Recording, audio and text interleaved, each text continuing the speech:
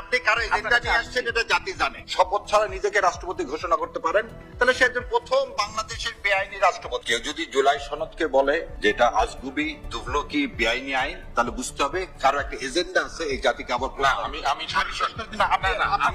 আমি জুলাই সনদকে তুগলকি বলি নাই, আপনাকে বলিনি, আমার শেষ করতে দেন, তারপর আপনার বলেন। আপনি আমাকে মিস করতে হবে না। আপনি আমাকে মিস করছেন। আপনি কারো এজেন্ডা নিয়ে আসছেন এটা জাতি জানে, অতএব আমাকে বলতে দেন। আমি কোন এজেন্ডা নিয়ে আপনি এজেন্ডা নিয়ে আসছেন, আমরা জানি।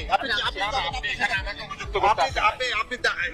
আপনি আমাকে অভিযুক্ত করতে আসেন। আমাকে বলতে দিবেন তো। আপনার কাছে আমি আসছি একটু পরে। 1971 সালে আমরা মুজিবনগর সরকার গঠন করি। এই মুজিবনগর সরকার যারা যে যেখানে আছেন কনস্টিটিউশনের 84 নম্বর 78 নম্বর পাতা খোলেন।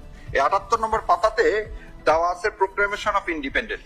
এই প্রোক্লেমেশন ইন্ডিপেন্ডেন্টের সমস্ত 5 জায়গায় লেখা আছে বঙ্গবন্ধু শেখ মুজিবুর রহমান, কোথাও লেখা নেই জাতির পিতা। এবং এই 78 নম্বর পাতার শেষে লেখা আছে যে কি লেখা আছে 78 নম্বর পাতার শেষে, যে রাষ্ট্রপতি এবং উপরাষ্ট্রপতিকে শপথ পড়াবেন অধ্যাপক ইউসুফ আলী। শপথ না পড়ানো পর্যন্ত সে রাষ্ট্রপতি হয় না। শেখ মুজিবুর রহমান 10 তারিখে বাংলাদেশে এসে নামলেন ভারত দিল্লি হয়ে। দিল্লির কথা ছাড়া তো আবার নামতে পারেন না। দিল্লি হয়ে নামলেন, শপথ করলেন না। 11 তারিখে উনি কি দিলেন? Provisional constitution of Bangladesh order. শপথ ছাড়া নিজেকে রাষ্ট্রপতি ঘোষণা করতে পারেন, তাহলে সে একজন প্রথম বাংলাদেশের বেআইনি রাষ্ট্রপতি। কাছে শপথই নেননি। আজকে যে সনদের কথা নিয়ে তুগলুকি শুরু হয়েছে সেই 72 সালে 11 জানুয়ারি। এই পেজ নাম্বার কত সেটা বলে দিই। 84 নম্বর পাতায় কনস্টিটিউশনে উনি নিজেকে ডিক্লেয়ার করলেন। 84 নম্বর পাতা দেখেন, 84 নম্বর পাতা নিচে কি সাইন করছেন উনি? বাংলাদেশের রাষ্ট্রপতি হিসাবে Sheikh Mujibur Rahman, president of the people's republic of Bangladesh. Fraud কাকে বলে? মুক্তিযুদ্ধের সাথে প্রতারণা, মুক্তিযোদ্ধাদের সাথে প্রতারণা। আর আজকে আপনি আসছেন তুগলকি আইন না।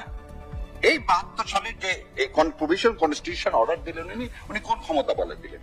তো শপথই নেননি, তাহলে ওটা বেআইনি।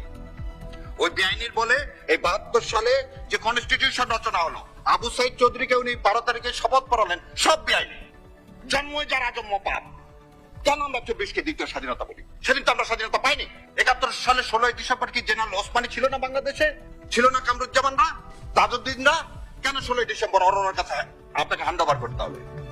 কেন আমার কনস্টিটিউশনের ড্রাফট রেডি করে দেবে ইন্ডিয়া? ও, এই কথা আপনারা বলবেন না। আপনারা একদিকে দিয়ে বলবেন, এক পেতা হয়ে বলবেন। কোনটাকে বলবেন? জুলাই সনদ। যখন মানুষ তার নতুন সূর্য দেখার স্বপ্ন শুরু করছে, তখন আপনি একটা নেগেটিভ তৈরি করবেন। এই জাগ গেল, জাগ গেল, জাগ গেল।